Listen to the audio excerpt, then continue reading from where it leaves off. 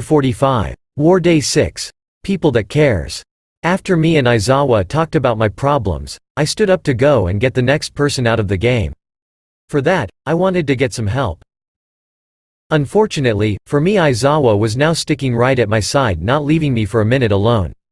We were both walking through the underground tunnels. Me. You do know that I am not a little kid anymore. I don't need someone tailing me and watching my every move. He raised an eyebrow at me.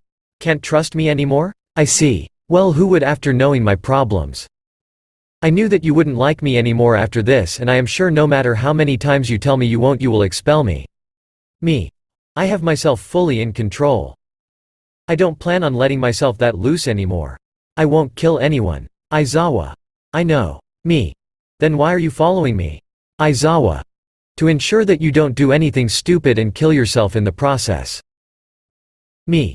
Peef. I wouldn't do that. I totally would do something stupid. In fact, I am about to do something insanely stupid. Aizawa. You sure about that, problem child? Me. Yeah, totally sure. Aizawa. Don't lie to me, Izu. You have little to no self-preservation. Me. That well, that's true. Well, maybe I would. Aizawa. Another question as an answer. This isn't smart, problem child. Me. I know, but it is worth a shot even if I know that it won't work on you. Aizawa. Sigh, I don't get paid enough for this. Me. I am pretty sure you do. Besides, you love us, you love your class, and you love your job. It's not like you care about me anyways? Aizawa. How many times do I need to tell you that I care about you? Me. And I don't really see why you do. Aizawa. Izuku, I already told you like an hour ago, you are like a son to me. And I mean exactly what I said. Me. We are not related in any way beside you being my teacher, that is. You are not my father, so why? Aizawa. After this is over, don't expect me or Nezu letting you go home. Me. That's the only place I have. Where should I go instead? I can't stay in the dorms for my whole life? Aizawa. You don't have to. I am planning to adopt you.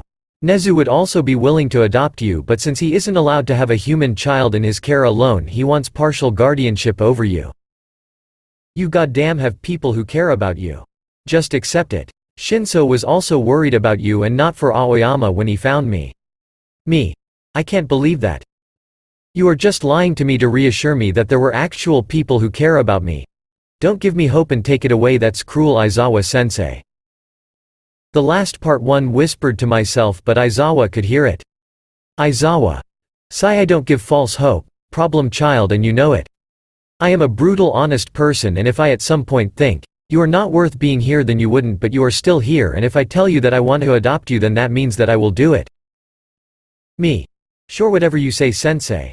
Just keep telling this tale to yourself and you will believe it eventually, but not me. Reality is cruel and I know it. Besides, I wonder if you still would say that if you knew that I am pondering about giving up my quirk. No one wants a quirkless abomination of nature like me. Nothing will ever change that matter, and after this game, I probably will be quirkless once again. It's hard to look All Might into his eyes and be his protege after knowing how little faith he has in me. I knew what he was thinking about quirkless people, but still I thought he changed. Guess nothing ever changes. Whatever he saw in me to give me over isn't there anymore. I no longer trust him, not even one incy-wincy bit. I went to his side and touched him. Me. Let's play a game of tag. You're it. With that I started running through the underground tunnels. I did keep in mind that my steps and voice would echo, and echoing wasn't really a bad thing every time. It would be if you try to be stealth, but I wanted to mask my whereabouts, and with echoing that would be easy. I ran and turned around every corner. I knew the system in and out, and I was sure Aizawa did too, but not as good as me. Aizawa. Sai Izuku, no. However, I was already running and he had no other choice than to chase me or go back and let me be. That would be apparently too easy as he was chasing me. It took me about 5 minutes to get him away from me. Furthermore, he wasn't the only one following, as a teacher's drone was too. Now all I had to do was destroy it. I went around a corner and waited for the drone. One try, that was all I had. The drone went around the corner and I took my dagger out and hit it with it. It didn't see me, and since it was programmed to follow me, it couldn't move away. Now that I hit it, it fell down and I took advantage of it and kicked it against the wall. Next I did was taking out the paralyze gun and shot it with 3 bullets. 1 bullet to shut it down, another one to make sure it stays down, and the third just because I can. Now that I was completely alone, I went to find a room I could be alone. After about 10 minutes, I found one that I didn't use already.